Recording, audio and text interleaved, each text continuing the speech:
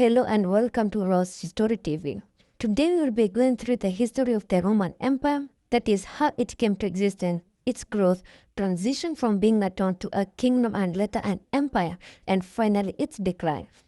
Through the whole time, we will also talk about the famous rulers who became emperors in Roman Empire and how Roman Empire developed or declined during their rule. Sit back and enjoy. Roman Empire is one of the most famous empire, the most long-lasting empire, and among the most powerful empires to ever be established on this land. There are other powerful empires alongside Roman Empire like the Mongolian Empire, the Vikings, Persian Empire, etc. But for now, let's focus on the Roman Empire. The empire did just budge out of the blues and started conquering other nations. Nope. It had its own humble beginning, just like the other empires. What humble beginning do you think I'm talking about here? Stick with me, and you'll learn something. Many people, including you, know the Roman Empire because of the famous rulers. I'm talking about the Nero, Julius, Octavian, etc. But little did you know that even 1,000 years before these dudes came to power, Rome was already a thriving city. Confused? Just relax. Back in the days, at around 1600 BC, actually I'm talking about 1,600 years before Jesus was born, is when a city by the name Rome was birthed. How? According to Roman myths, or rather Roman ancient texts, there was a dude by the name Romulus, who actually is the founder and father of the Romans. Who is Romulus? And where did this dude come from? Romulus is believed to be a son of god Mars and a vasta virgin by the name Rhea Silvia. What happened? And how was a virgin impregnated by a god? I know you're confused. Well, let's go back to the days before Romulus was actually born and what exactly happened. During those ancient days, there weren't kings, nor emperors, but only rulers. These rulers were the most wealthy people in the town, meaning they were the ones who decided on every matter in that town. There is a dude by the name Numita, grandpa to Romulus, who was chosen by his father to be the ruler of the town they lived in. Numita had a brother by the name Amulius. Amulius wanted to become the ruler so badly. However, his father didn't appoint him as the ruler. He appointed Numita as the ruler instead. This thing made Amulius very angry. So what did he do?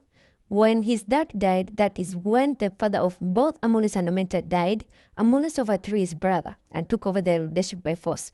Afterwards, he had all Numita's sons and grandsons killed, except for one woman by the name Rhea Silvia, daughter-in-law to Numita. Although he didn't kill Rhea Silvia, yes, he forced her to become a Vesta virgin, meaning she will never bear a child till she dies. The reason?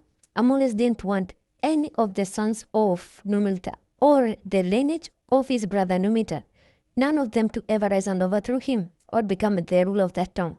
Remember, all this was happening before Romulus was born, meaning there was nothing like Rome that ever existed during that time. While Rhea Silvia was serving as the Vestal Virgin, the Roman ancient dictates that god Mars visited her, and the result of the visitation was Rhea Silvia is pregnant. Not one child, but twins. Yep, you heard me right. Rhea Silvia was pregnant and had twins inside her womb. Remember, Amulius had made Rhea Silvia a Vestal Virgin in order to prevent her from giving birth ever. Now, Rhea Silvia is pregnant with twins at her womb. Amulius became very angry.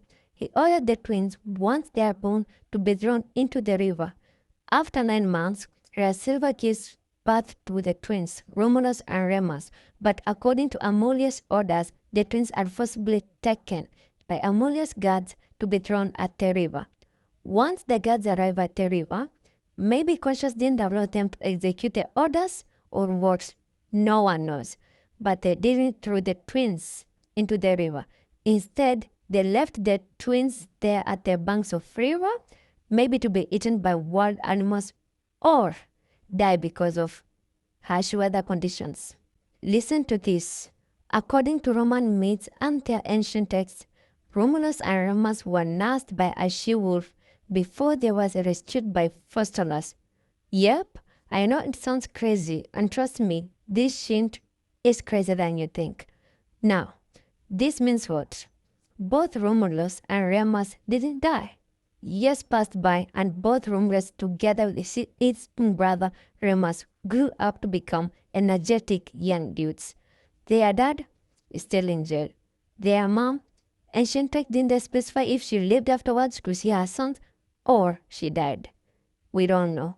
Now, as these twins were taking care of Faustulus' livestock, a conflict arose between them and the servants of Amulius.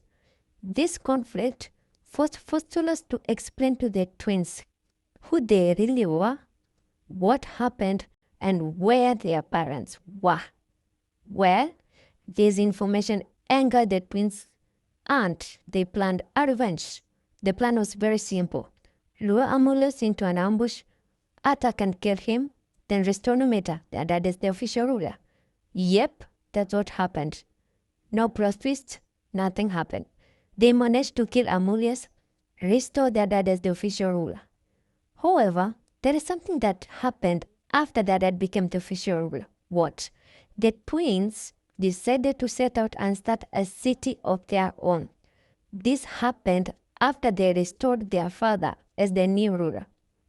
They traveled past the river Tiber, where they were to be thrown by Amulius' guards, and decided to build their city on the hills that overlooked river Tiber. The problem is, these twins could agree on which mountain they would build a city. Romulus favored Palatine Hill, while Remus favored Avatine Hill. A sharp conflict escalated, and during the conflict, Remus was killed. Again, I want to make this clear, the text didn't specify who killed Remus. Was it Romulus or one of his followers? If it's one of his followers, did the follower do it because he wanted to do it, or he followed orders? We don't know. I wasn't there. You weren't there. Now, with the death of Remus, Romulus decides to build a city. Guess what? He builds it at Palatine Hill. Of course. He first fortifies the city by building a big wall. He does this in order to protect his people against any future invasion. Now, you remember the people under the leadership of Numitor? The ones who initially were under the leadership of Amulius before he was murdered by Romulus and Remus. You remember them? These people saw what Romulus was doing and decided to join him. Yeah, they went to the hill where Romulus and his followers were building Rome city, decided to help him build the city. And after they built the city, they decided to elect a king. I mean, not necessarily a king, but the ruler of the city. With the help of Numitor, his father, Romulus was chosen as the first king of the people. And the people decided to name the city. Guess what name they gave to the city? Of course, Rome City. And that's where the Roman Empire was birthed. Not as an empire, not as a kingdom, but as a city. Stay more. We're gonna discover how Rome City became a kingdom and later a powerful empire.